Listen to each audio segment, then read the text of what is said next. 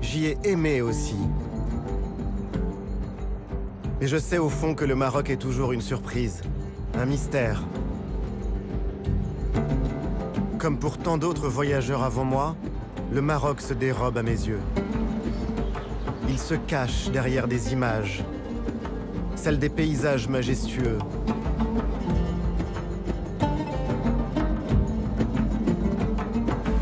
Celles des ruelles, des médinas. Vous y avez marché, moi aussi.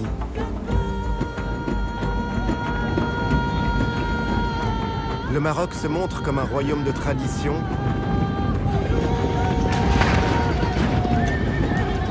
C'est aussi un pays entré de plein pied dans la modernité.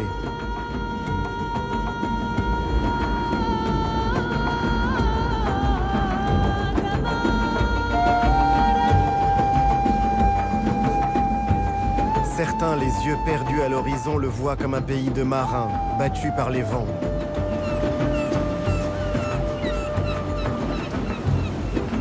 D'autres, au contraire, ont cru trouver la vérité du Maroc dans les montagnes et les vallées de l'Atlas.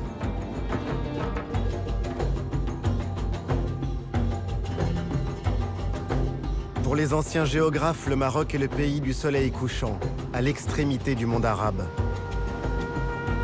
Les cartes le placent tout au bord de l'Europe. Et c'est aussi une porte ouverte sur les profondeurs du continent africain. Et si ce pays était à la croisée de tous ces chemins? Où bat le cœur invisible du Maroc? Voici l'histoire de cette quête. Voici l'histoire d'un voyage avec Yann Arthus Bertrand. Avec lui, avec moi, partez à la découverte du Maroc.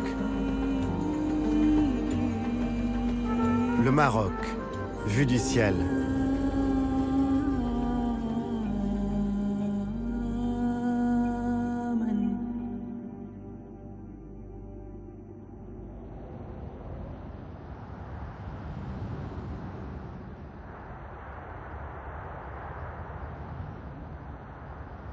Par quoi commencer? Pourquoi pas par là où tout a commencé, loin de la mer, sur ces falaises du massif du Zarhoun qui bordent le sud du Rif, là où le Maroc est né.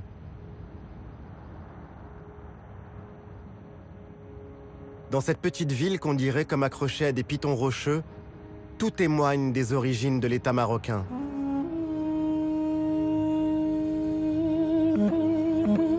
La ville de Moulay Idriss raconte ses temps anciens, ces jours de la fin du 8e siècle quand ce descendant du prophète qui fuyait l'Orient et les persécutions était venu trouver refuge sur ces lointaines terres berbères.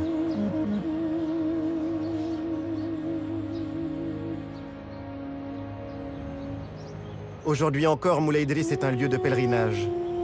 On passe cette porte pour admirer le mausolée du fondateur de la première des dynasties, les fontaines, les écoles coraniques.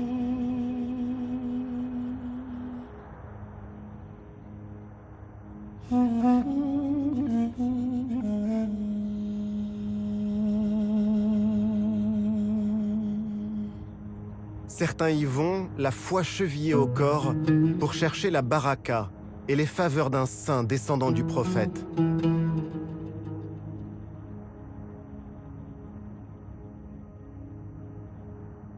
D'autres gravissent les falaises de Moulay Idriss pour admirer la plaine et en contrebas, une ville plus ancienne encore. Volubilis. Volubilis aux plusieurs vies. On lit dans ces ruines comme dans un livre. Dans cette cité prospère de l'Empire romain ont vécu berbères, juifs, chrétiens puis musulmans. On devine encore la splendeur des riches demeures, ces sols ornés de mosaïques. Chacune d'elles raconte une histoire. Les 12 travaux d'Hercule, ce héros un peu marocain. Hercule, demi-dieu de la mythologie qui vint ici, sur ces terres, pour vaincre le géant Atlas, et qui sépara pour toujours l'Afrique de l'Europe. Hercule qui a tout changé. À Volubilis, on surprend aussi la déesse Diane, qui prend son bain au milieu des nymphes.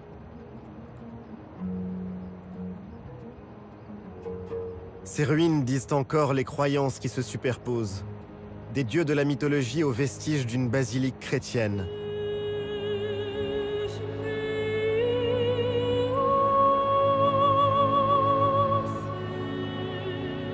Autant de traces de ce lien profond entre les racines du Maroc et les cultures, les civilisations de la Méditerranée. Le Maroc est ancré en Afrique. Il est aussi presque européen.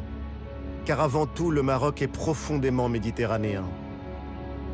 Toute son histoire en atteste, à commencer par les dynasties qui s'y sont succédées. Après Moulay Idriss et Volubilis, c'est à Meknès et à Fès que l'on remonte le mieux le temps. Meknès, la rivale de Fès. La ville de mon père. Dans les réunions de famille, on s'amuse de cette rivalité. Tout est prétexte à polémiquer et à rire entre les deux villes voisines. Les variantes dans les recettes de cuisine, les différences de caractère ou les traditions.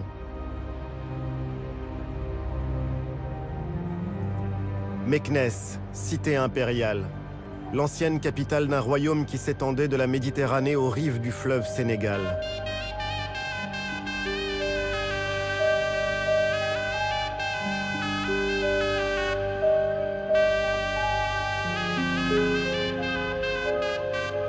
Comme Versailles raconte Louis XIV, Meknès raconte son contemporain, le roi Moulay Ismail. Il y a une forme de nostalgie à se promener dans Meknès, à imaginer la vie d'antan dans les palais, le faste de la cour, les bassins et les canaux qui alimentaient les jardins, les bains et les hammams. Imaginez aussi ces écuries aujourd'hui en ruine qui pouvaient accueillir jusqu'à 10 000 chevaux.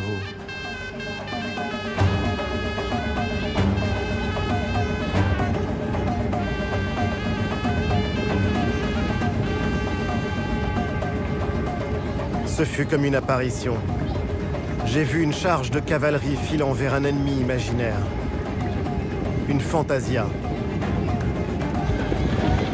Les groupes de cavaliers portent toujours les noms des anciennes ethnies.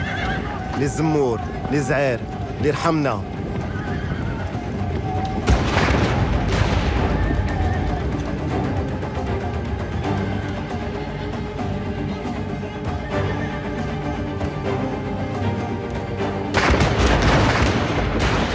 Cette démonstration de force, de panache et de courage, ces montures qu'on dirait prêtes à s'envoler ont fasciné les peintres orientalistes et le plus grand d'entre eux, le français Eugène Delacroix.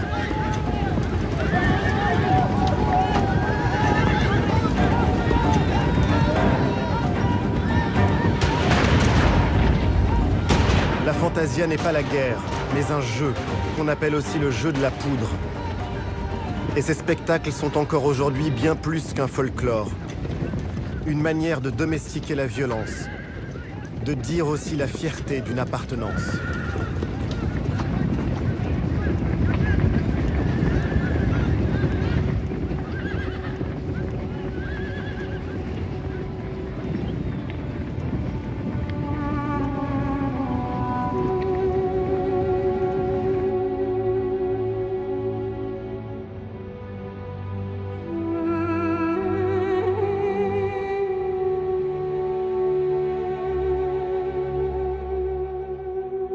Un autre pan de mon histoire et de ma géographie.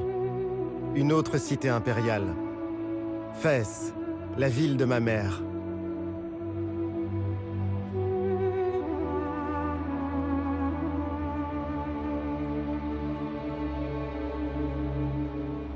J'ai voulu arpenter les ruelles si étroites de Fès el-Beli, le vieux Fès.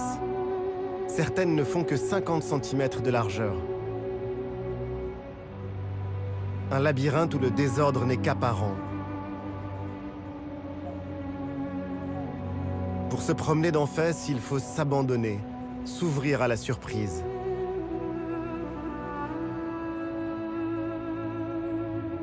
Et au cœur de la ville, la mosquée Qarawiyyin, qui abrite l'une des premières universités au monde. Sous ses toits vert émeraude se loge un chef-d'œuvre d'architecture et d'ornement. 20 000 fidèles peuvent s'y réunir. La Qarawiyyin, l'un des principaux centres intellectuels et spirituels de l'islam. L'université a été fondée au IXe siècle par une femme, Fatima al-Fihriya, dont on dit qu'elle y a investi toute sa fortune.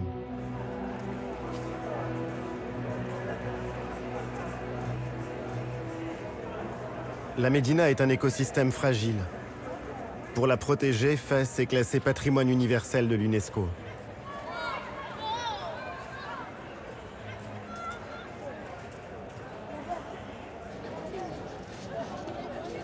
Depuis quelques années, la vieille ville de Fès renaît.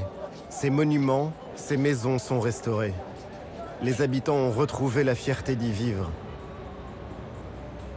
La Médina a été sauvée. Ses traditions aussi. Comme le travail de ces tanneurs au milieu de cuves parfois centenaires. Un travail dur, épuisant. Les odeurs sont si puissantes que les tanneries sont à l'écart des quartiers résidentiels. Les colorants chimiques sont apparus, mais ils n'ont pas remplacé les pigments naturels extraits des plantes ou de la terre du Maroc. Ces tanneurs gardent la mémoire de ce qu'il y a de plus beau dans l'artisanat marocain. Des babouches à la maroquinerie jusqu'aux selles des chevaux et aux manuscrits les plus précieux. Ces savoir-faire perpétuent un patrimoine toujours vivant aujourd'hui.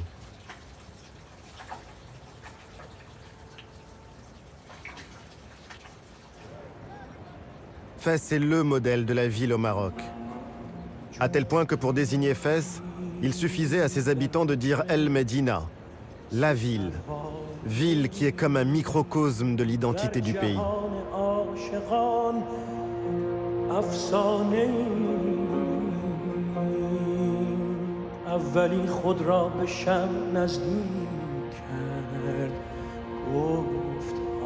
Où est l'identité du Maroc finalement? Sans doute aussi dans cette terre que l'on cultive. Elle se voit dans ces champs de céréales qui sont l'un des trésors de la Méditerranée que le Maroc a reçu en héritage.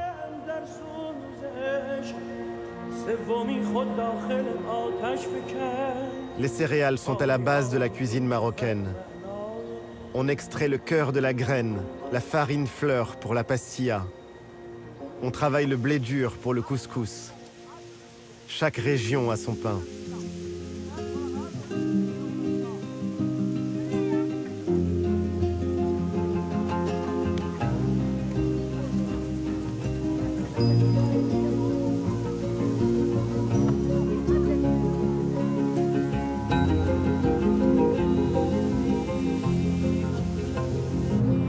L'orge, bien sûr le blé.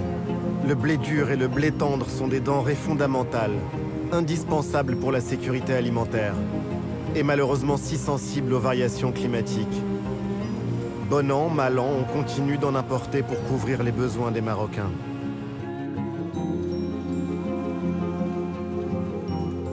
La culture la plus célèbre est sans doute maraîchère. C'est la tomate du Maroc. Ce qui pousse ici est pour l'essentiel destiné au marché intérieur. On y trouve des pois, des lentilles, des fèves. Ces légumineuses qui ont été la nourriture de base des hommes dans toute cette région du monde.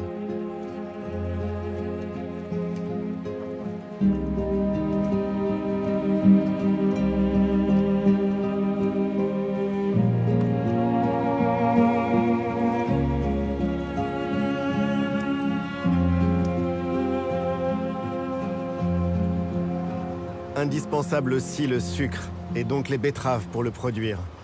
On offre encore du sucre dans les grandes occasions. C'est une manière de partager la joie, et au moment des décès, le sucre adoucit la douleur.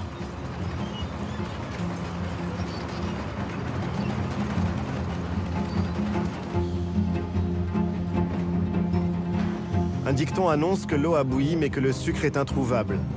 Impensable d'imaginer le thé à la menthe sans sucre. Mais cette phrase cache aussi une vraie philosophie. On peut penser tout avoir, mais vient à manquer l'essentiel, et alors on n'a plus rien.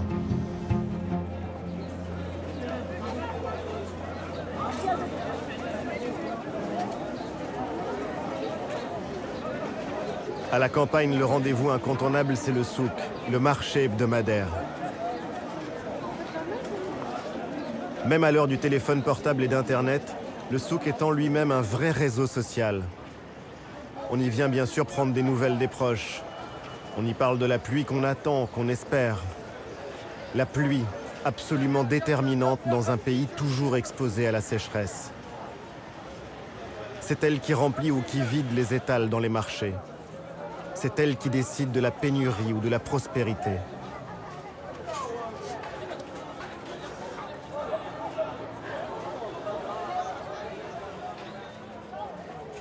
Les années où il ne pleut pas assez, c'est le troupeau qui constitue la trésorerie et qui sert d'épargne. C'est sans doute pour ça qu'on dit que le fleh marocain est d'abord un berger.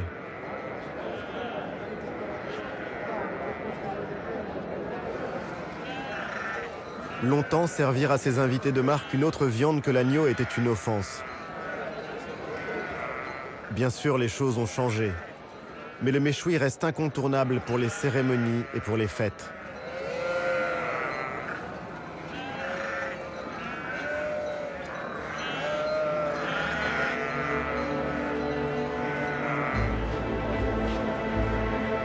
Les choses changent, mais près de la moitié de la population vit toujours de l'agriculture. Et il faut nourrir 35 millions de Marocains. Je laisse le monde rural à sa vie et ses négociations. Sur la route, le Maroc se dévoile. Les plaines agricoles ne représentent qu'une petite partie du pays. Le territoire est occupé au centre par une longue chaîne de montagnes. C'est l'Atlas. Et au sud par un désert, le Sahara. Et tout le long, comme une immense muraille, l'océan Atlantique. C'est par ce chemin que se poursuit le voyage, vers les mythiques cités d'Assila, Rabat et Casablanca.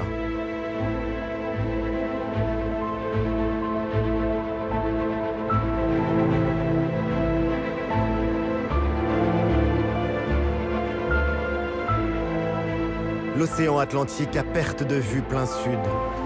Des plages de sable fin, des lagunes, des villes occupées dès l'époque romaine, comme autant de traces laissées par les bâtisseurs marocains, espagnols, portugais, français.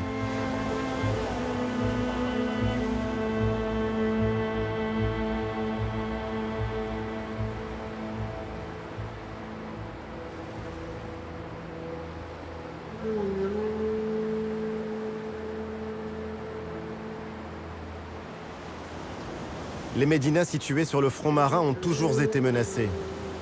Il faut dire qu'au bord de l'océan, l'ennemi venait du large. Les remparts comme ceux d'Assila racontent ces heures de l'histoire où il fallait constamment se préparer à être attaqué, pilonné depuis la mer. Ça faisait partie de la vie.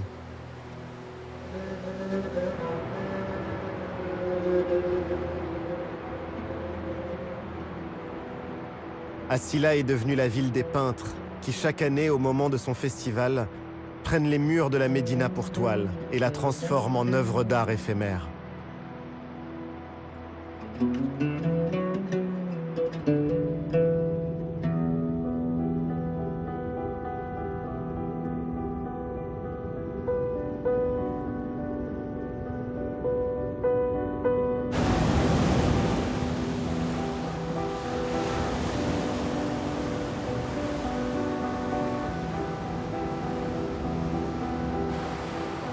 Domestiquer la mer et vivre avec, chercher à la vaincre. Les Marocains ont longtemps appelé l'Atlantique l'océan ténébreux. 3000 kilomètres de façade sur l'océan et au Maroc la vie, la poésie, la tradition, la sagesse populaire et même la sainteté ont souvent un rapport à la mer.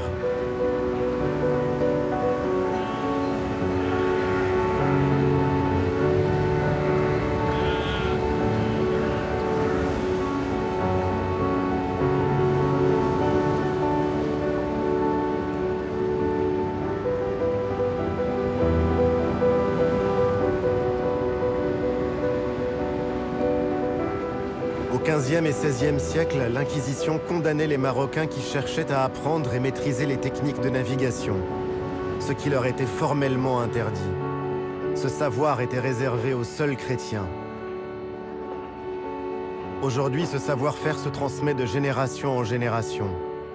Le travail du bois, l'architecture des coques sur lesquelles on peindra des dessins, des inscriptions pour protéger le navire du mauvais œil et du mauvais sort.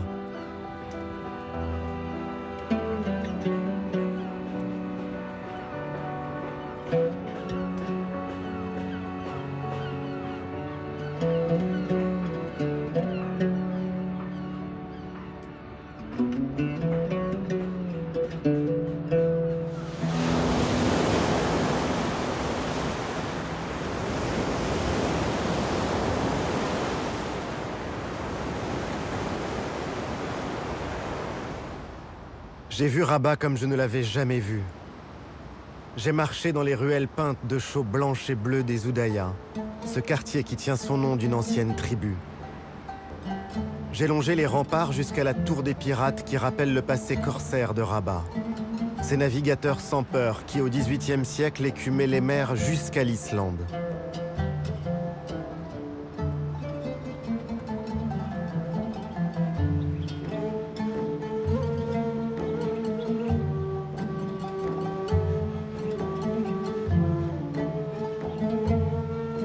J'ai trouvé refuge dans le jardin andalou, comme si le temps y était suspendu.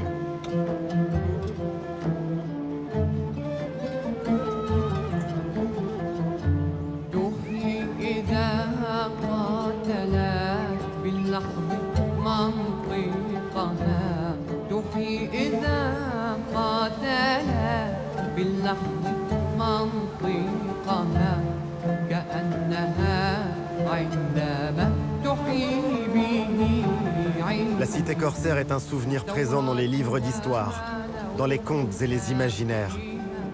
Aujourd'hui, Rabat est la capitale du Maroc indépendant. Je suis donc allé méditer sur la tombe du père de l'indépendance marocaine, Mohamed V.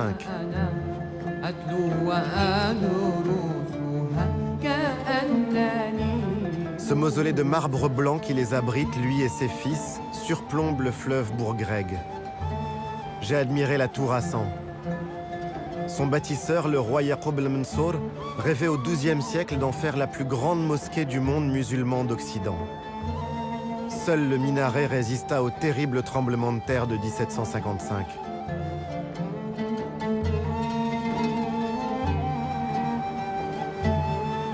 La grande histoire. Et puis mon histoire.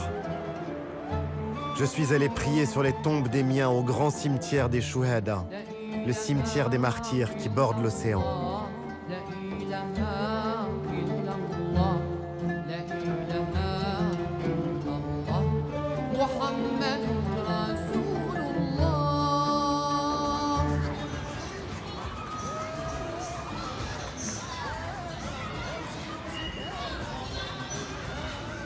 La ville de mon enfance a bien changé.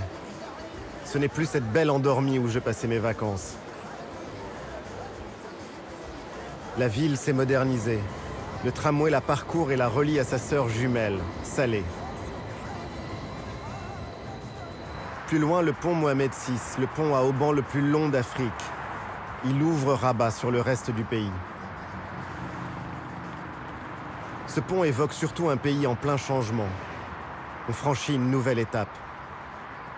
Loin des images d'Épinal, celle d'un pays figé dans ses traditions. Le royaume est en plein développement.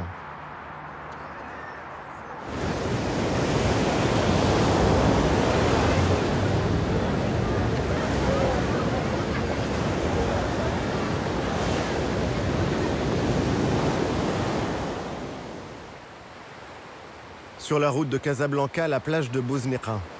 Les riches Casablancais y ont des maisons d'été, imposantes, luxueuses. Ces grandes villas ont remplacé les cabanons de bois qui dataient pour certains du protectorat.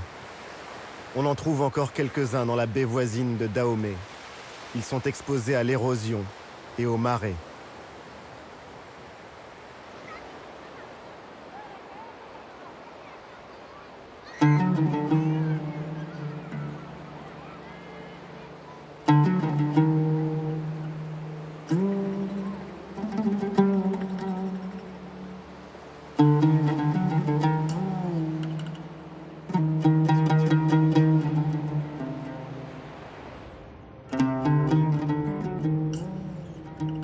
Maroc est un immense chantier à ciel ouvert.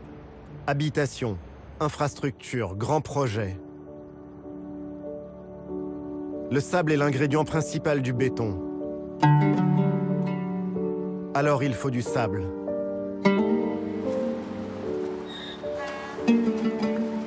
On a du mal à croire que le sable soit devenu un produit stratégique, rare et recherché.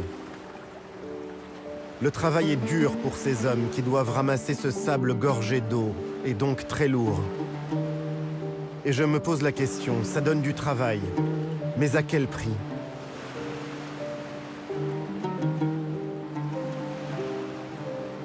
La demande est forte, son cours est élevé. Gratuit et abondant, le sable marin n'est pourtant pas une ressource illimitée. Dans de nombreux endroits, son extraction abusive met en péril le littoral et participe à l'érosion des plages. Ce ne sont bien sûr pas quelques ânes qui mangent les falaises. Ailleurs, d'autres utilisent des machines et des camions pour le transporter.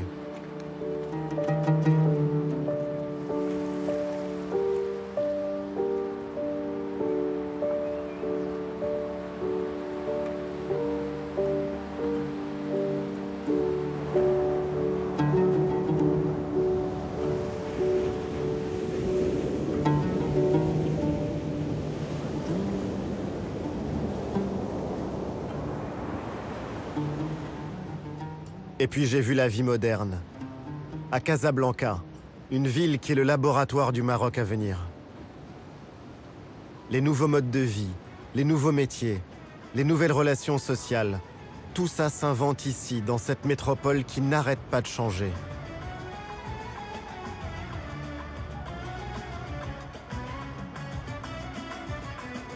Casablanca, c'est le cœur palpitant de l'économie marocaine. Avec 4 millions d'habitants, c'est aussi la ville la plus peuplée du Maghreb.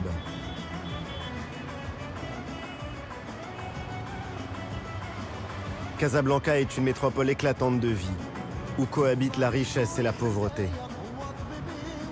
Une ville jeune, à l'image du pays dont un quart de la population a moins de 15 ans.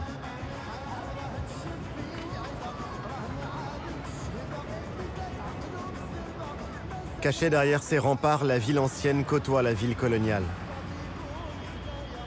Cette ville a été pensée, conçue, dessinée pour être la capitale économique du Maroc il y a maintenant 100 ans.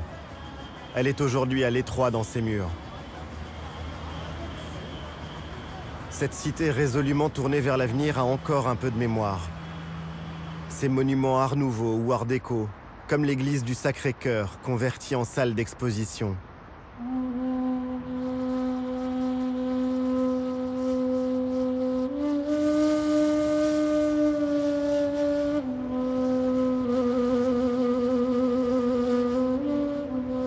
Mais les regards se portent désormais vers l'océan. La fierté des Casablancais, c'est une mosquée. Posée sur la mer, la mosquée Hassan II. C'est l'une des seules mosquées du Maroc ouvertes aux non-musulmans. Avec son minaret de 200 mètres, c'est le monument religieux le plus haut du monde.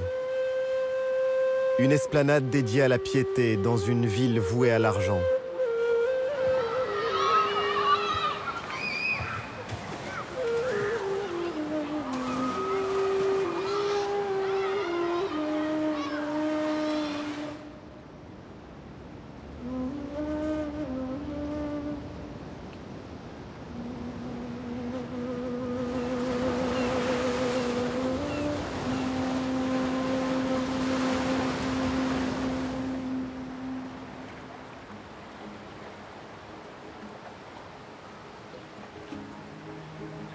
Les pêcheurs, ce peuple de la mer qui est aussi le peuple de la nuit et du petit matin. Ces hommes vivent au rythme des saisons et des migrations des bancs de poissons.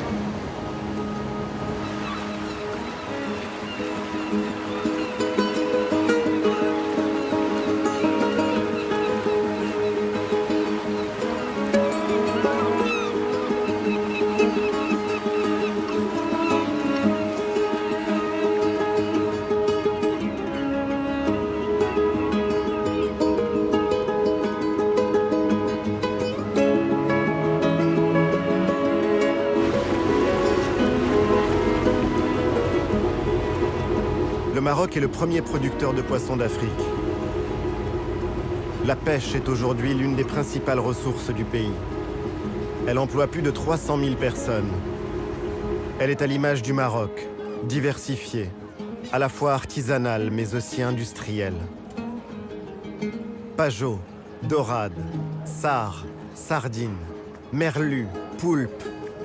La plupart des poissons pêchés se retrouveront dans les marchés et les assiettes d'Europe jusqu'à l'Asie du Sud-Est et au Japon.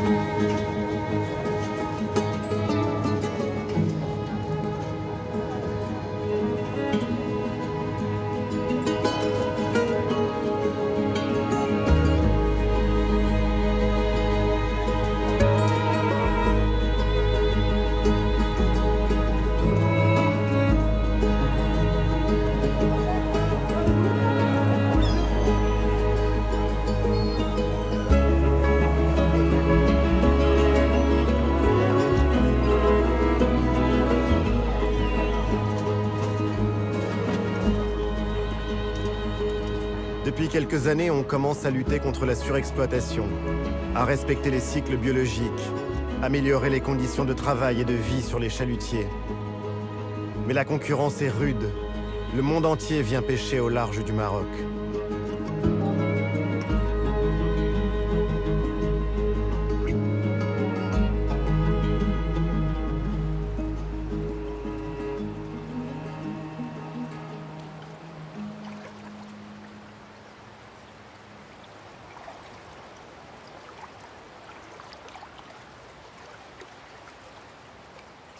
C'est cette même mondialisation qui fait vivre les pêcheurs d'algues de la région d'El Jadida et qui tout à la fois en épuise les ressources.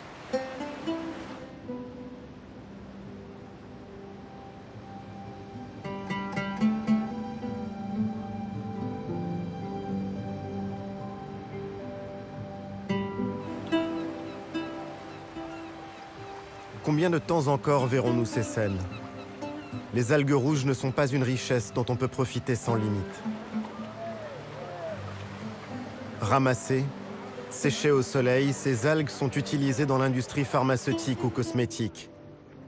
Transformées par la chimie, elles serviront à fabriquer l'agar-agar, ce gélifiant végétal utilisé par les groupes agroalimentaires.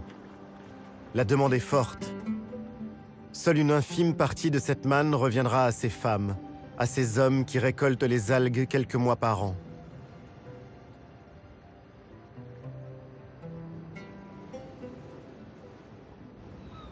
Et puis faisant cap toujours au sud, j'ai senti les vents alizés et j'ai retrouvé l'un des joyaux de l'Atlantique, Essaouira.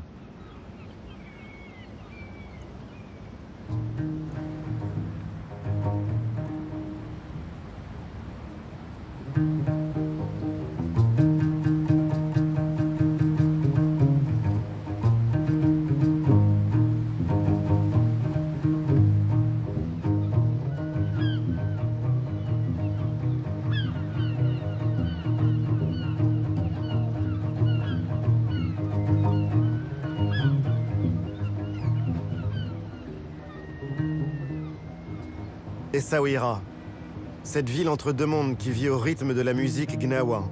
Cette fusion enivrante et unique des cultures, des sons, des rythmes des deux rives du Sahara.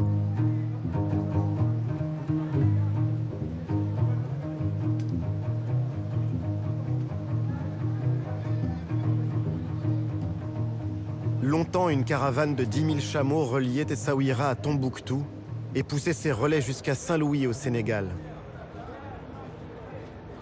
J'ai déambulé dans le Mellah, ce quartier qui garde encore le souvenir de la culture juive, si importante au Maroc. Les murs, les maisons témoignent de ce glorieux 19e siècle, quand celle qu'on appelait Mogador était une plaque tournante du commerce international.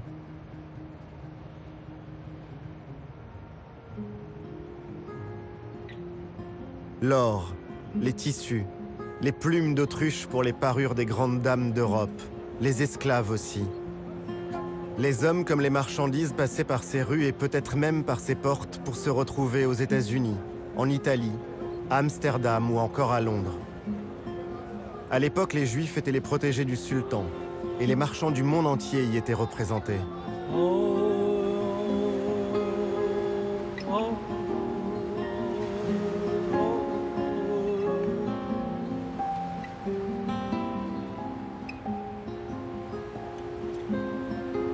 Partout au Maroc, les quartiers juifs portent le nom de Mellah, un mot dont l'origine vient du sel. Certaines activités de salaison et de conservation ont longtemps été réservées aux Juifs marocains. Pendant des siècles, l'histoire du Maroc s'est confondue avec ce commerce, quand le sel était au centre des échanges de la Méditerranée jusqu'au sud du Sahara. Du sel contre l'or du Ghana.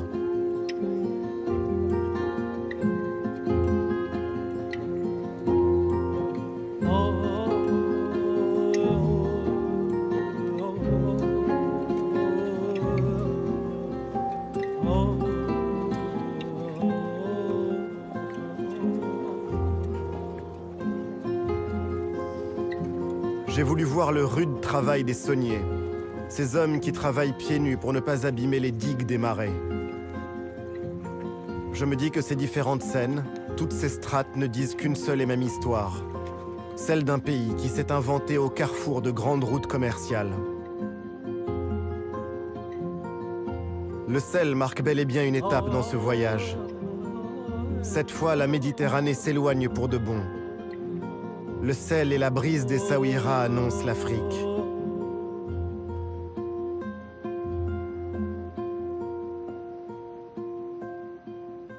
D'ailleurs, en 2000 km de côte, le paysage a profondément changé. On sent frémir le vent du sud.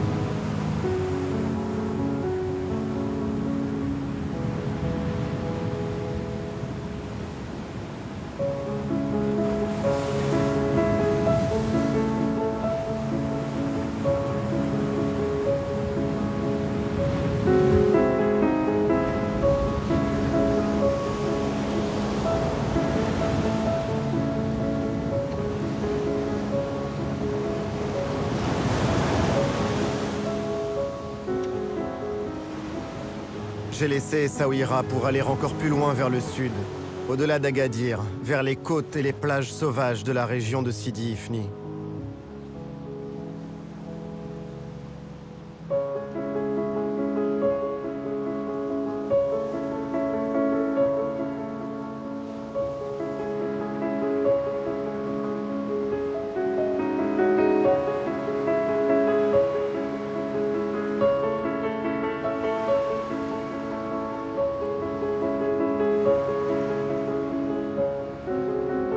Contempler encore une fois les arches de l'Exila. L'arche que l'on voit n'existe déjà plus, emportée par l'érosion. Le monument naturel s'est écroulé.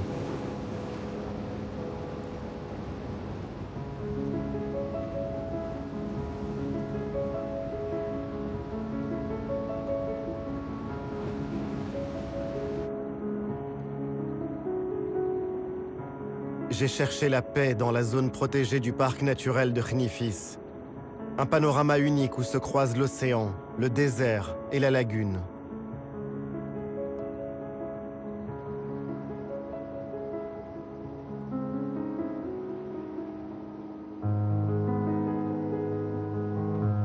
Des milliers d'hectares sauvages et un refuge pour la faune.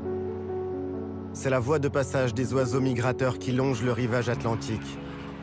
Cette route les mène jusqu'en Afrique du Sud. Ce littoral fut aussi un repère pour les hommes. Khnifis était une étape sur la route de l'aéropostale. Mermoz, Saint-Exupéry suivaient la côte pour ne pas se perdre.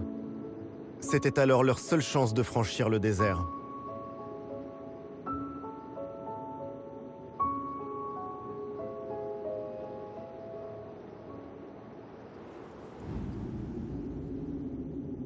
En continuant mon chemin vers l'Aïoun, j'ai de nouveau mis mes pas dans ceux de l'histoire. La Marche verte, partie de Tarfaya en 1975. Tous les enfants du Maroc connaissent cet épisode par cœur. Cette grande marche pacifique qui mena 350 000 Marocains jusqu'au seuil de la Sagia al-Hamra. Une marche qui libéra ces territoires du sud de l'occupation espagnole.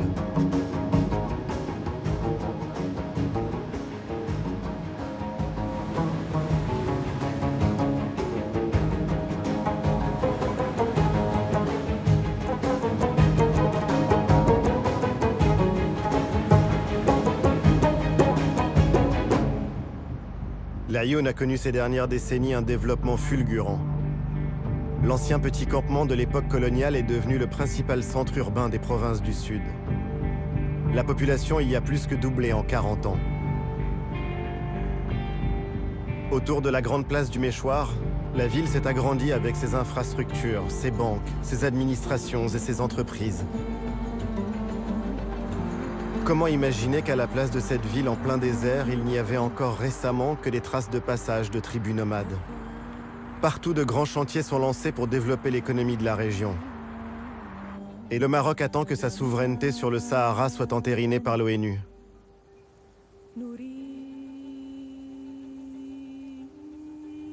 Parmi les bouleversements les plus spectaculaires survenus depuis une dizaine d'années, les paysages ont changé, transformés par l'agriculture. Des serres de tomates dessinent une nouvelle géométrie des terres agricoles des régions d'Agadir ou de Dakhla. Avec les agrumes, les oranges et les clémentines, ce sont les moteurs de l'agriculture moderne au Maroc. On les vendra une fois l'automne ou l'hiver venu en Europe, au Canada ou en Russie. Cette agriculture aux techniques ultramodernes fait surgir des tomates en plein cœur du désert. Cultiver ces terres désertiques est exigeant. La plupart des exploitations de cette région sont des cultures hors sol.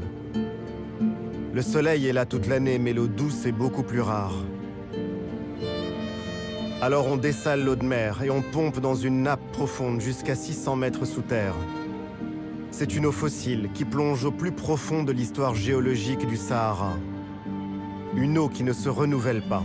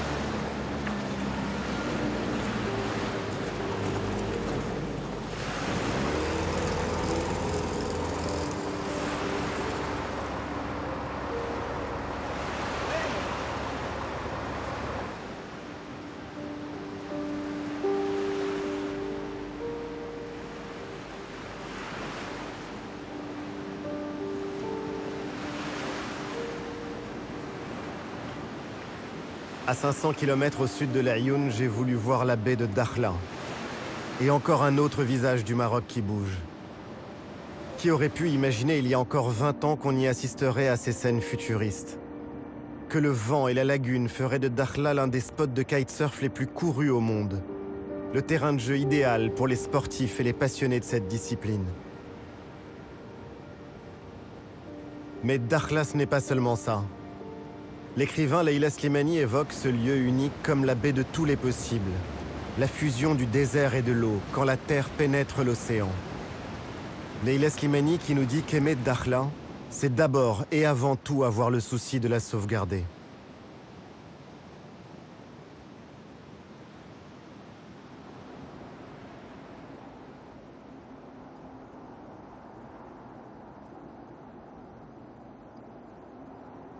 J'ai quitté Dakhla pour remonter vers les montagnes.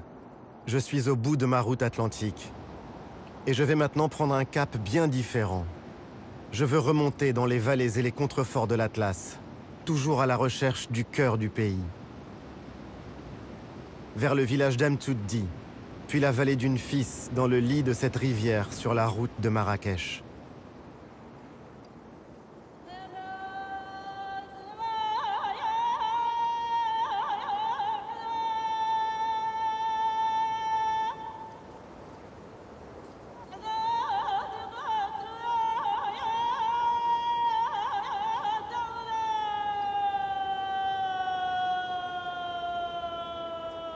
Amtuddi est niché au pied des falaises abruptes de l'anti-Atlas.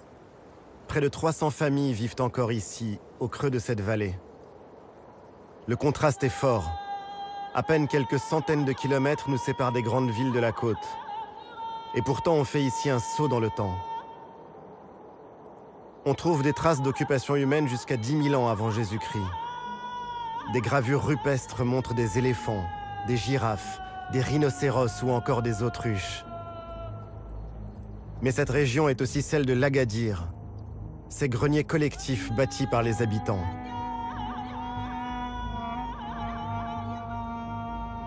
Et j'ai vu celui d'Id Aïssa, accroché sur un piton rocheux à 30 minutes de marche du village. Un grenier qui date du XIIe siècle et où l'on cachait les réserves, les grains, les noix, les olives et tout ce qui était précieux pour les protéger des razzias. Ces attaques, ces pillages qui pouvaient survenir à tout moment et qui existaient encore au début du XXe siècle.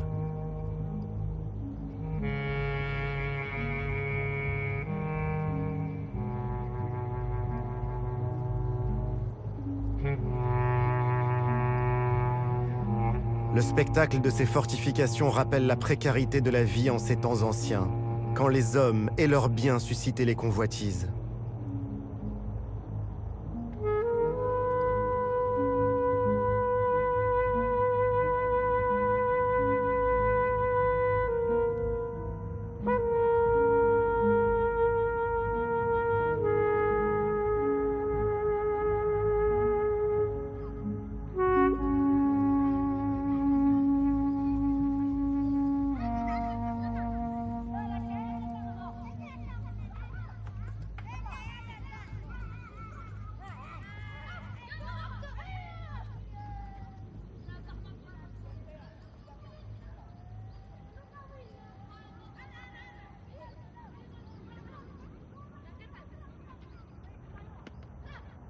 En remontant vers Marrakech, j'ai suivi le lit d'une Fis.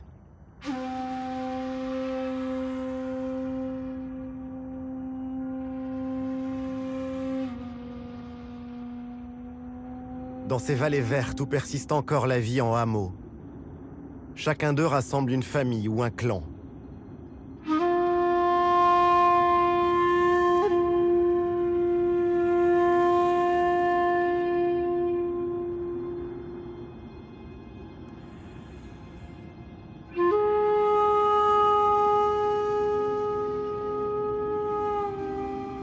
Rien ici n'est fait au hasard, comme dans ce village de Tsougl Khair. Le choix du site et des matériaux de construction, l'orientation des façades et des ruelles pour laisser le moins de prise possible au vent, à la pluie et aux intempéries.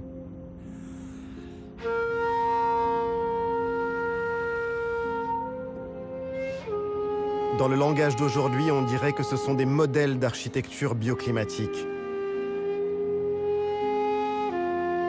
Tout ici est défi pour les hommes. Il faut du génie et un travail harassant pour vaincre les pentes des montagnes, organiser la vie en commun. La survie de l'individu est impossible en dehors du groupe.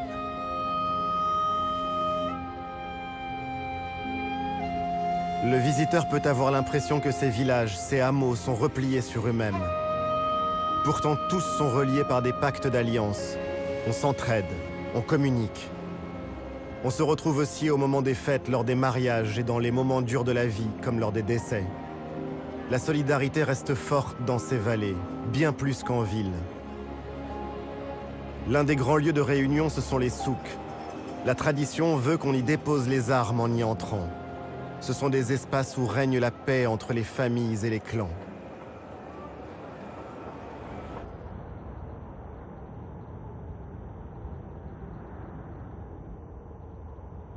Toute cette vie dans les vallées et les montagnes n'existerait pas sans eau. L'eau est si précieuse qu'on a appris ici que gouverner, c'est pleuvoir.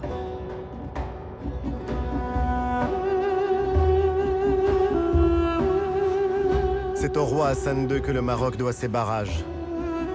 Un choix stratégique engagé il y a 40 ans, à une époque où l'on ne se souciait pas autant de la gestion des ressources en eau.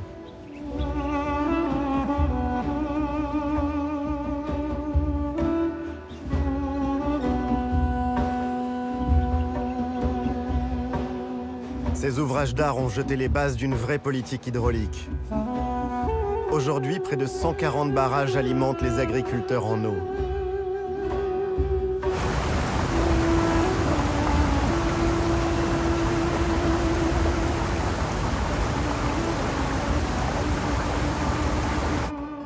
De ce souci de l'eau est né un art, un savoir-faire qui a donné naissance à de remarquables bassins. Certains sont vieux de plus de 700 ans. Le bassin de la Ménara est alimenté par un système hydraulique. Il achemine l'eau depuis les montagnes, à 30 km environ de la ville de Marrakech. Ce bassin permet l'irrigation de l'oliveraie qui l'entoure. La Ménara. On ne compte plus les légendes qui sont nées de ce lieu. On raconte que le roi Moulay Ismaïl y aurait noyé nombre de ses conquêtes après les avoir séduites. D'autres disent que sous le bassin se trouve le trésor que le sultan Abou Bakr ibn Omar aurait rapporté d'Orient. Reste un lieu à part, loin de la folie du centre de Marrakech. Une promenade pour les amoureux.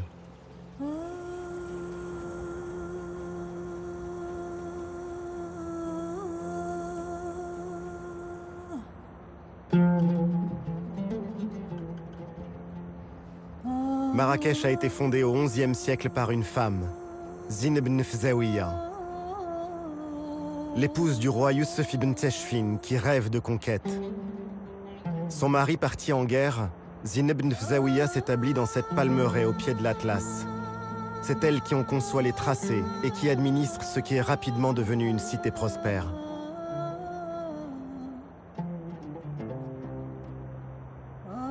Derrière ces remparts robustes, Marrakech, la ville impériale, est devenue l'une des capitales du tourisme mondial. Mais même au cœur des lieux les plus visités, l'âme de la ville est restée vivante.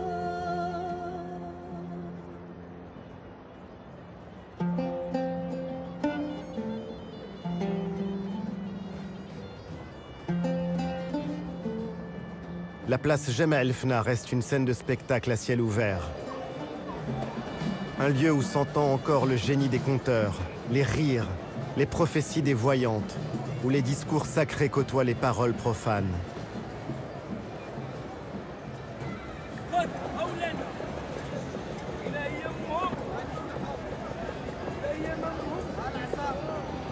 Jemaa El Fna garde le souvenir de ce temps où le réel et l'imaginaire se confondaient. L'UNESCO l'a classé patrimoine oral de l'humanité.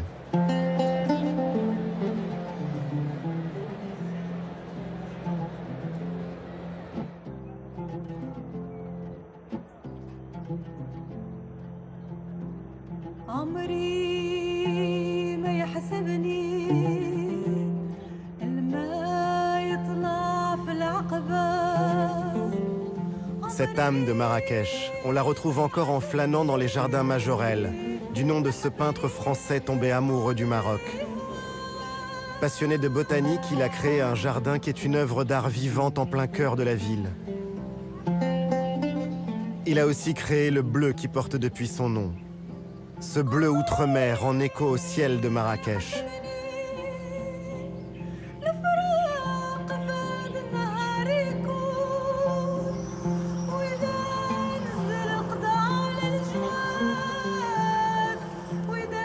Le bleu et le rouge, celui de la ville et de son monument le plus haut, le minaret de la Koutoubia dont chacune des façades est différente de l'autre. Il veille sur Marrakech depuis le XIIe siècle.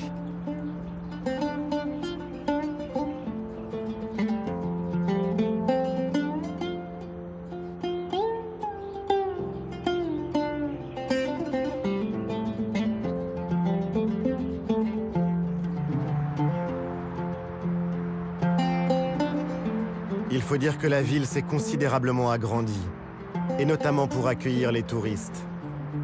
Ils sont près de 2 millions à venir chaque année, doublant la population de la ville.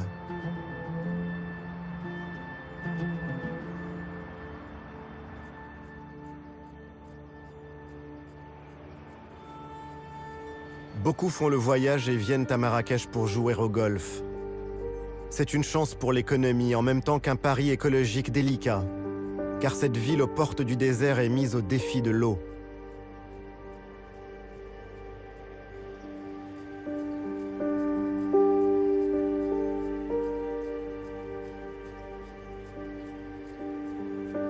La demande explose et il faut préserver les ressources. Depuis peu, on cherche à maîtriser ce qui peut l'être.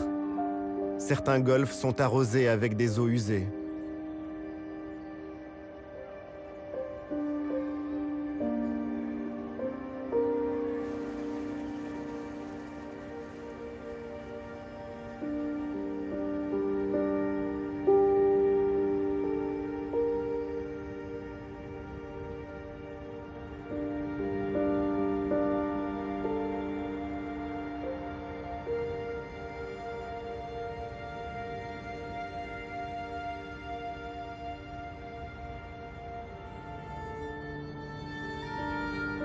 De Marrakech à Tellouet et vers Ouarzazate, on franchit les vallées et les cols du Haut Atlas. Une montagne jeune, un massif long de 800 km et de 100 km de large par endroits.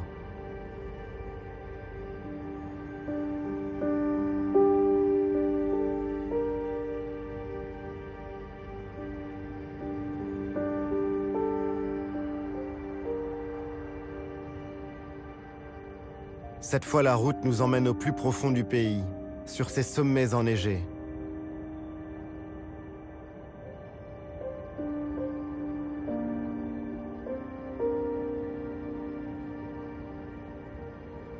L'Atlas est une muraille, une clé de voûte, un château d'eau et pour d'autres plus poètes, c'est le cœur invisible du Maroc. Et tout en haut, le Toubkal, le point culminant de toute l'Afrique du Nord.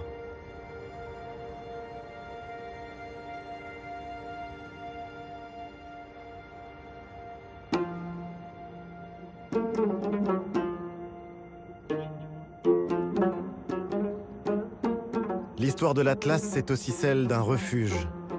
Dans cette région, l'hospitalité a toujours été reine. On est ici dans l'un des creusets de la culture et de l'identité berbère. Aujourd'hui, les langues et les traditions de ces terres sont reconnues et enseignées.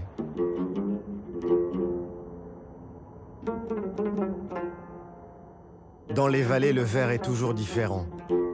Et c'est le signe des prouesses et du labeur des hommes. Les paysans sont de vrais jardiniers. Ils jouent avec les pentes pour acheminer l'eau jusqu'aux plantations.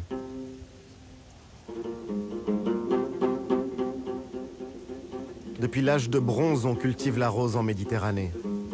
La célèbre fleur s'épanouit dans ces espaces semi-arides. La récolte se fait au lever du jour, quand les fleurs sont encore humides.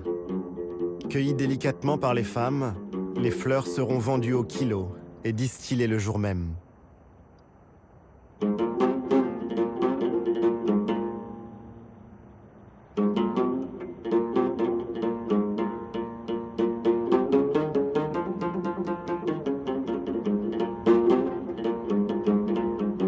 Certains villages construits en pisé sont abandonnés. De nombreux jeunes quittent la campagne pour aller chercher meilleure fortune ailleurs.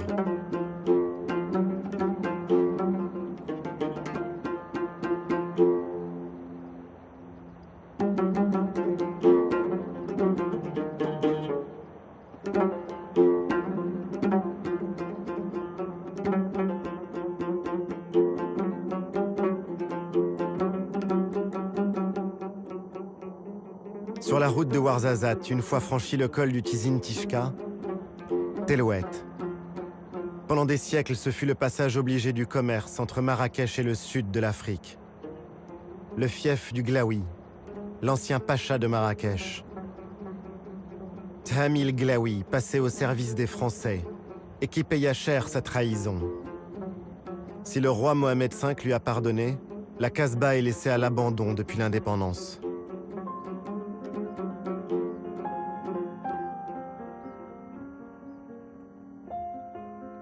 Un gardien l'a fait visiter. Il raconte dans ce décor de marbre et de zélige dorée qui s'effrite Churchill, Hemingway et les autres visiteurs prestigieux qui ont séjourné ici.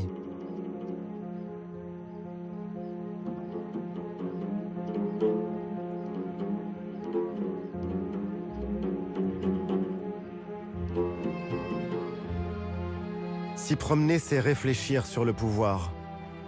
Les grands caïds du 19e siècle voulaient vivre comme des sultans. Mais leur pouvoir était friable, à l'image de leur Casbah.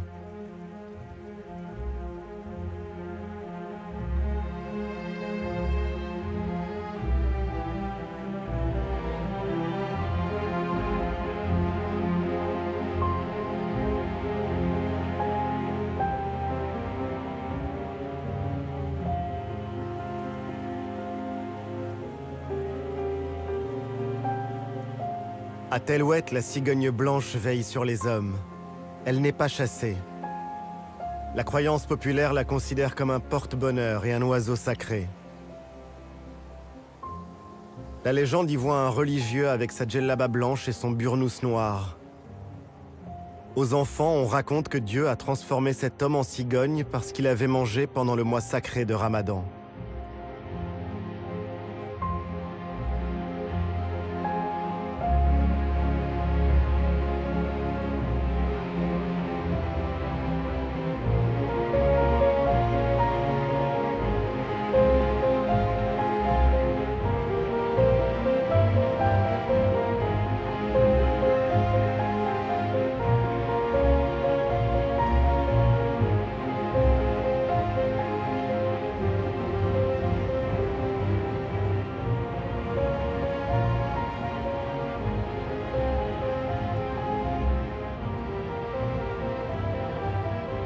En descendant vers Ouarzazate, sur une colline rose, Eitz Ben Hiddou et ses Casbahs.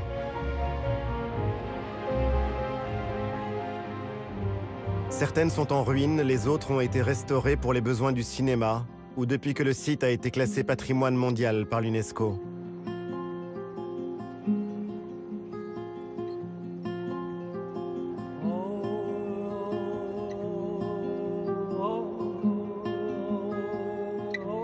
Ces terres sont aussi celles de la civilisation du palmier. Le long des vallées du Ziz, du Dadès ou du Dra, c'est l'arbre roi.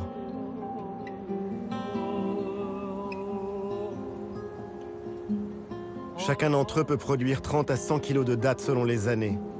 Mais l'arbre est menacé. 2/3 des palmiers dattiers ont été décimés par la maladie du bayoud.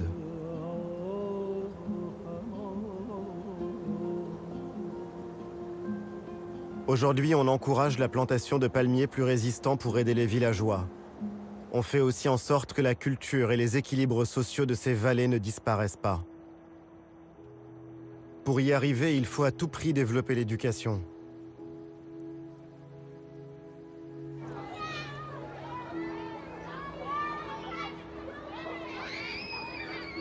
Et dans un pays où 40% de la population vit dans les campagnes, cela veut dire fournir l'accès à la scolarité même dans les régions les plus enclavées.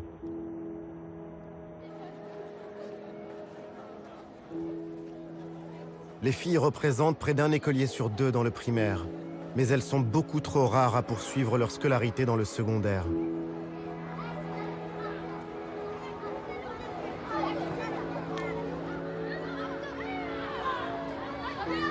C'est à l'école, c'est dans la loi, dans les têtes aussi évidemment que se jouera l'émancipation des femmes marocaines.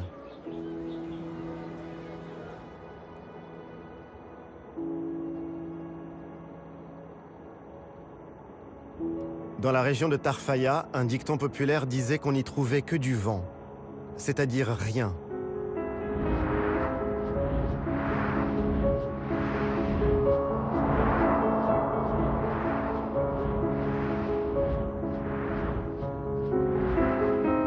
Aujourd'hui, ce rien est une richesse. C'est lui qui fait tourner les éoliennes dans tout le pays.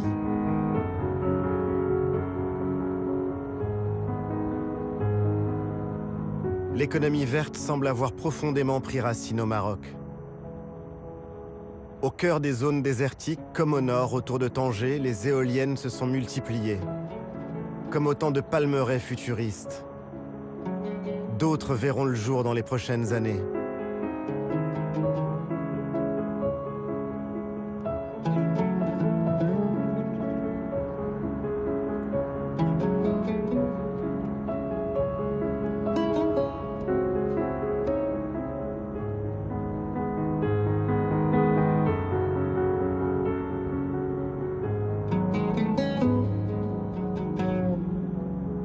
Mais l'image la plus spectaculaire de cette transition énergétique, c'est celle de la centrale solaire Noor, près de Ouarzazate. Noor, ça veut dire la lumière en arabe. D'ici 2020, Noor déploiera ses miroirs sur des milliers d'hectares, l'équivalent de 3500 terrains de football, ce qui en fera l'une des plus grandes centrales solaires au monde. La ressource est inépuisable.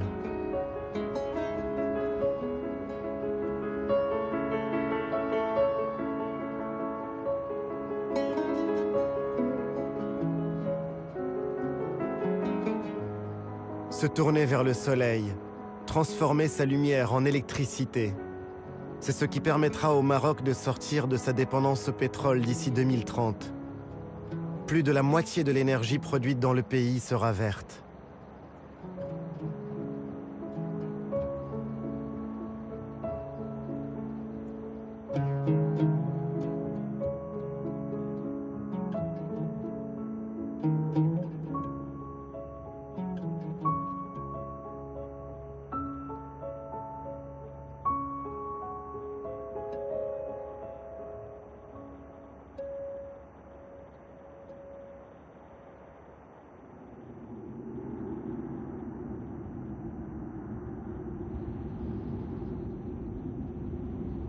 Après Noor commence le désert.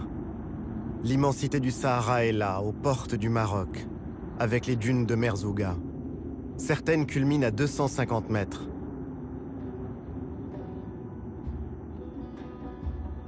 Quelque part à l'est, il y a l'Algérie.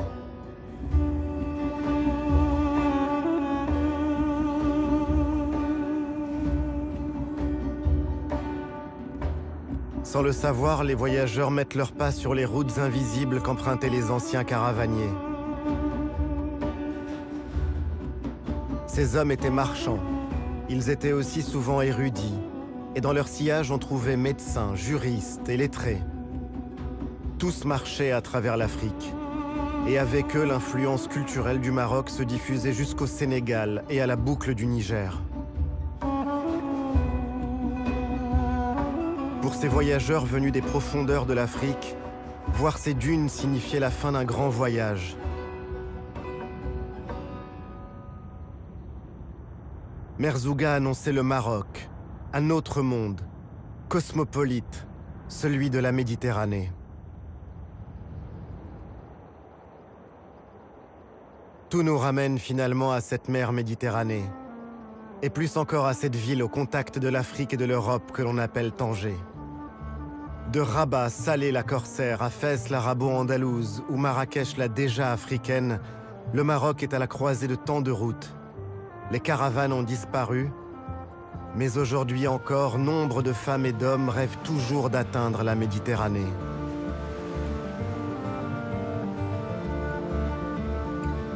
Cette Méditerranée dont les vagues dessinent et sculptent la côte.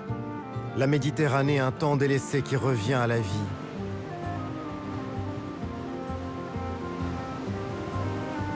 Romains, Phéniciens, Arabes, combien de peuples et d'empires ont contemplé ces falaises?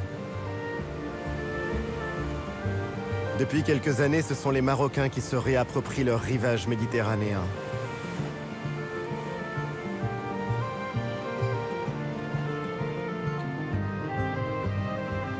Les classes moyennes vont à la mer.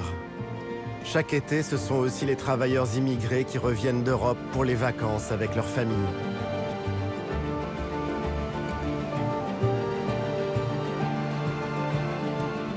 La plage et le soleil ont fait de ces rives de la Méditerranée une côte radieuse. On y croise aussi des Espagnols venus en voisin le temps d'un week-end. C'est un retour de l'histoire dans cette région marquée par les rivalités avec le voisin du Nord. Sous les parasols, on ne se soucie plus des conquêtes. On oublie peu à peu l'époque où la baie d'Al-Hoceima était l'objet de toutes les convoitises européennes.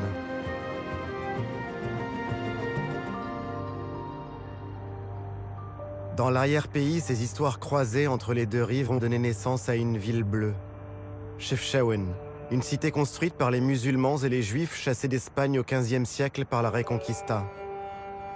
Tout un symbole. Chefchaouen est aujourd'hui un haut lieu du tourisme marocain. On y vient pour admirer ces camaïeux uniques au monde. Certains s'y laissent emporter par des volutes rêveuses qu'offre la terre de cette région.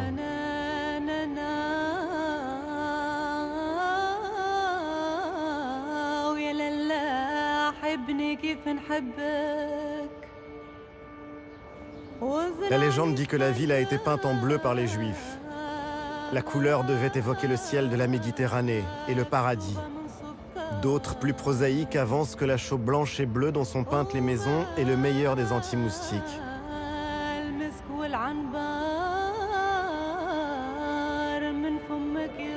Chefchaouen est accroché sur les contreforts du Rif, cette région qui a toujours défendu sa culture et son identité. Le Rif est la patrie d'Abdelkrim El-Khattabi, ce héros marocain devenu icône de la lutte anticoloniale. Comme un autre retour de l'histoire, le Rif vit aujourd'hui largement de l'émigration de ses enfants en Europe. Et l'Europe est justement là, on la touche du doigt, à Tanger. On y charge et on y décharge pour le monde entier, et en particulier pour l'Europe, car le destin du pays se joue dans ses relations avec le nord de la Méditerranée.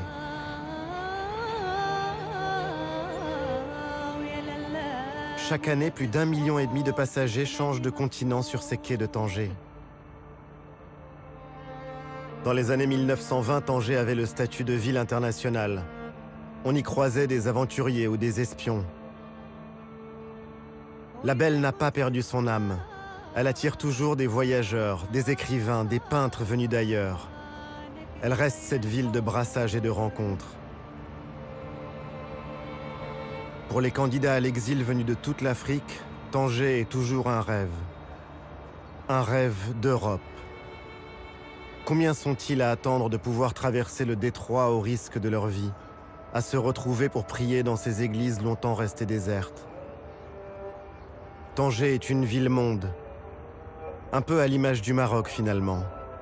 Un pays à la croisée de tous les chemins, de toutes les cultures et des religions.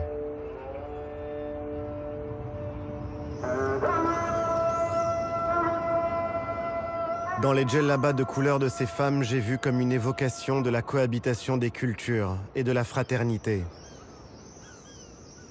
L'islam ouvert et tolérant du Maroc.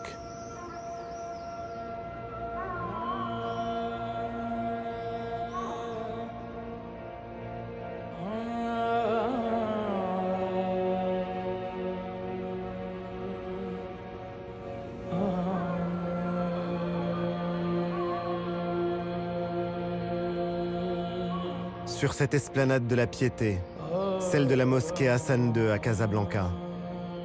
C'est l'un des jours les plus importants de l'année, l'Aïd el-Kébir.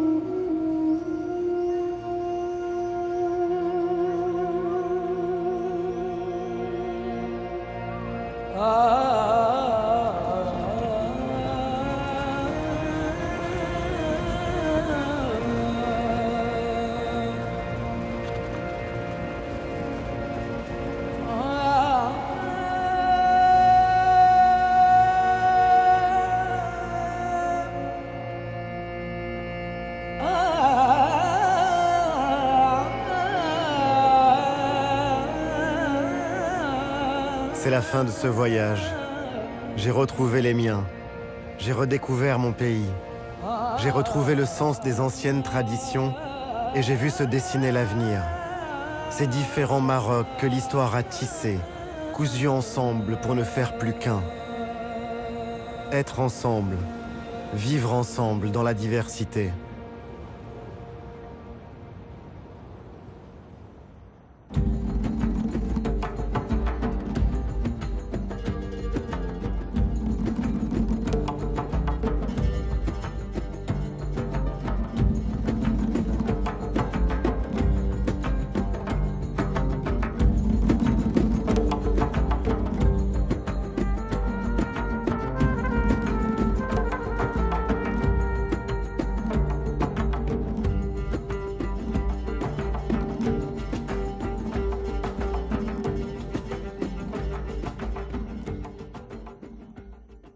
Attention, canicule.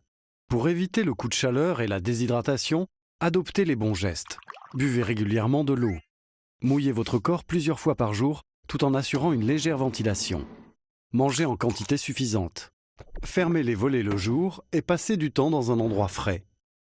Évitez les efforts physiques. Ne buvez pas d'alcool. Prenez régulièrement des nouvelles de vos proches. Si vous voyez une personne victime d'un malaise, appelez immédiatement le 15. Ceci est un message du ministère chargé de la Santé et de Santé publique France. Jeudi prochain, Stéphane Bern vous emmène à la rencontre de la reine Margot. C'est sans doute l'une des princesses les plus cultivées de son époque.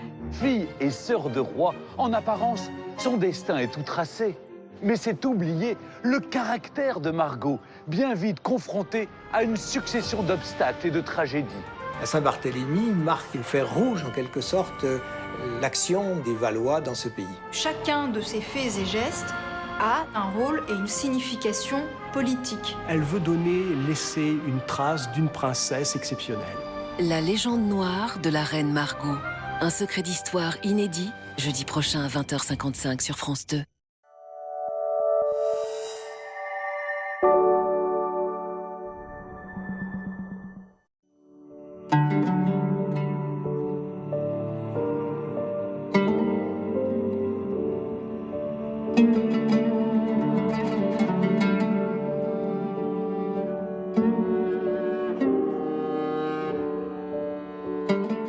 J'ai passé ma vie à courir le monde. J'ai vu la Terre changer, les hommes écrire l'histoire. Je m'appelle Yann Arthus Bertrand, je suis photographe et cinéaste. J'ai vu des centaines de pays, mais il y en a un qui me touche en particulier, l'Algérie. Alors j'ai voulu raconter Alger la Blanche, la Casbah, Alger qui change. Raconter 10 000 ans d'histoire qui ont forgé ce pays magnifique.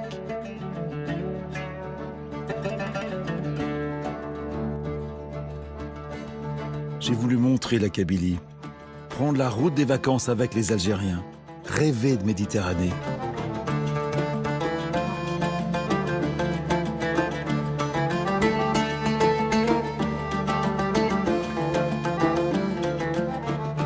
J'ai voulu raconter ces paysages somptueux, raconter la terre qu'on travaille, la douceur des plaines de la Mitidja et les courbes de l'Oranais. J'ai voulu raconter Oran l'Espagnol, grimper sur le rocher de Constantine, franchir les Aurès.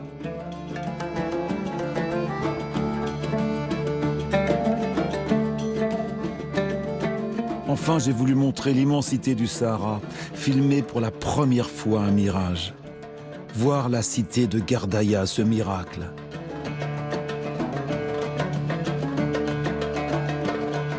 M'enfoncer au plus profond du Grand Erg, franchir le Hogar et le Tassili Nadjer. À la recherche d'une prodigieuse cité unique au monde. La cité de Séphar et ses 15 000 peintures rupestres.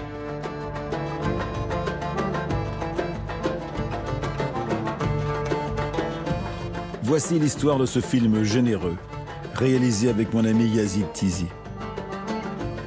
Yazid est un peu algérien. Il est un peu français aussi. Son cœur balance entre deux pays. Voici l'histoire de notre voyage en Algérie.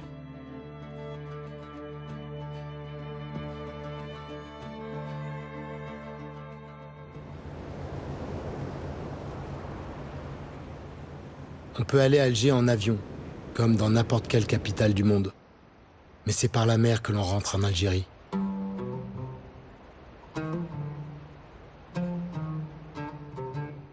Alger, ou El Jazaïr, ça veut dire les îles en arabe, du nom des 4 îlots qui bordent la baie.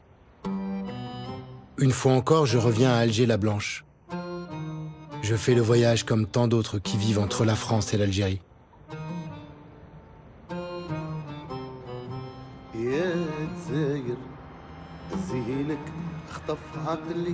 Depuis la mer, on saisit bien l'histoire de la ville.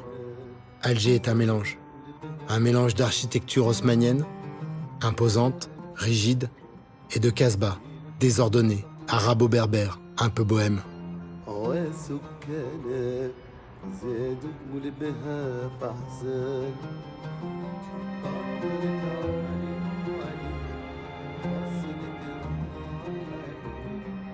Les deux villes anciennes se disputent la vue sur la baie d'Alger.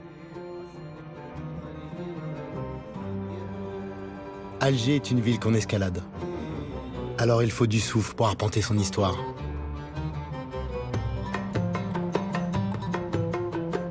Un grand boulevard ceinture la ville. Les voûtes étagées ont été réalisées sous Napoléon III. L'empereur était contre la colonie française en Algérie, mais il a perdu la guerre de 70, et ce fut donc la colonie. La Grande Poste à Alger, c'est comme la Tour Eiffel à Paris. Un repère, un phare. Sans la Poste, on est perdu. C'est un lien entre la diaspora et le pays. On transfère l'argent. 4 milliards d'euros rentrent en Algérie chaque année par les bureaux de poste. Et 7 milliards par les filières informelles. C'est-à-dire les poches de tout le monde. Toutes les générations veillent les unes sur les autres. La densité et l'étroitesse des rues favorisent aussi le climat familial. J'ai poussé la porte de la mosquée qu'on appelle Jamal Yehoud, la mosquée des Juifs. En fait, c'est une synagogue convertie en mosquée, mais le nom est resté. Elle est dans l'ancienne rue Randon. Maintenant, la rue s'appelle rue Amar Ali, en mémoire du militant FLN, Ali Lapointe. Et j'ai pris aussi la rue commerçante Larbi Ben Mehdi, du nom d'un des responsables du FLN durant la guerre d'Algérie. Mort en 57, suicidé par le renseignement français. Puis aussi Saïd Bakel, Ali Boumengel, Mohamed Sidoum, Ahmed Chaïb. J'ai un peu la sensation de visiter Alger escorté par l'armée des ombres. C'est troublant.